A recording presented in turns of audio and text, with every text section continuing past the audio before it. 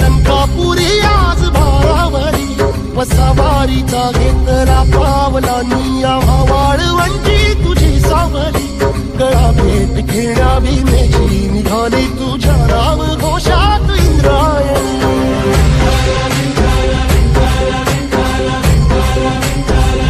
भिडे आसमंती ध्वजा वैष्णवांची उभी पंढरी आज नादावली तुझे नाव ओठी तुझे रूप धानी जीवाला तुझी आस गाला गली